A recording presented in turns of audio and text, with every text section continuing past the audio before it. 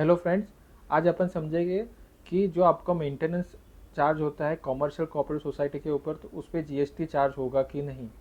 तो इसमें दो फ़र्क है, कॉमर्शियल कोऑपरेटिव सोसाइटी और हाउसिंग सोसाइटी। हाउसिंग सोसाइटी जो होती है वो रेसिडेंशियल वाली होती है, कॉमर्शियल जो भी होती है उसमें ऑफिसेज होती है। तो गवर्नमेंट ने जीएसटी लॉ में दोनों को बाइफर्केशन किया है, दोनों को सेपरेट अलग अलग टाइप का टैक्सेशन का क्राइटेरिया दिया है। अगर आपका बहुत सारे सोसाइटीज़ मैंने देखे हैं कि वो कॉमर्शियल रहते हैं, लेकिन उनको लगता है कि हमको भी 7,500 का लिमिट है, हमको भी जीएसटी नहीं भरना है। अगर हम लोग पर यूनिट के पास से 7,500 के नीचे पर मंथ कलेक्ट करते हैं तो जीएसटी नहीं चार्ज करना है। तो ये बहुत बड़ी गलतफहमी है, क्योंकि मेरे को अभी रिसेंटली एक केस हुआ जिसमें सोसाइटी वाले, कॉमर्शियल कॉम्प्लेक्स था, अच्छा खासा बड़ा कॉम्प्लेक्स था, उनका बहुत सारा मेंटेनेंस 2017 से वो कलेक्ट कर रहे थे, लेकिन उन्होंने कोई जीएसटी नहीं भरा था। तो इसमें आज क्लैरिटी अपन वो करके कि एक इस पे जीएसटी लगता है कि नहीं। गवर्नमेंट ने जो लिमिट दिया 7,500 का, वो रेसिडेंशियल के लिए दिया है, कॉमर्शियल कोऑपरेटिव हाउसिंग सोसाइटी के लिए नहीं दिया है।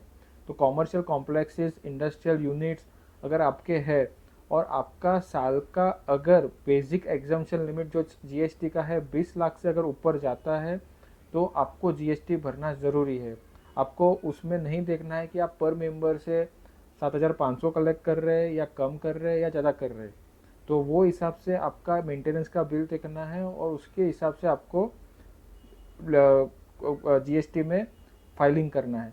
हाँ, लेकिन इसमें एक चीज़ ज़रूरी है कि अगर आप मेंटेनेंस के साथ में आपका प्रॉपर्टी टैक्स का भी बिल जोड़ रहे हैं, तो उसको आप सेपरेटली बाइफोकेट कीजिए, क्योंकि प्योरली मेंटेनेंस जो है उस पर ही आपको जीएसटी का भरना है। आपको मेंटेनेंस के साथ में जो भी आप अगर प्रॉपर्टी टैक्स कलेक्ट कर रहे हैं, बीएमसी का प्रॉपर्टी टैक्स हो गया, वाटर टैक्स हो गया, तो ये सारे का सारा टैक्स आप सेपरेट लाइन में बताइए और उसका पेमेंट आप टैक्सेस के तरीके से कर रहे हैं, तो उसके ऊपर जीएसटी नहीं लगता है। तो आप जब भी बिल बना है मेंटेनेंस का, तभी आप वो ध्यान रखिए कि आपका मेंटेनेंस का बिल जो भी बनता है, मेंटेनेंस का अमाउंट, बेसिक अमाउंट जो भी बनता है, उसके ऊपर आपको जीएसटी भरना है। अगर आपका साल का पूरा जी टोटल मेंटेनेंस रिसिप्ट 20 लाख से ऊपर है, तो ये आप ध्यान रखिए और हिसाब से आप जीएसटी का कंप्लायंस करिए। ये बहुत इंपॉर्टेंट है सारी के सारी कॉमर्शियल और इंडस्ट्रियल कोऑपरेटिव सोसाइटीज़ के लिए। Thank you.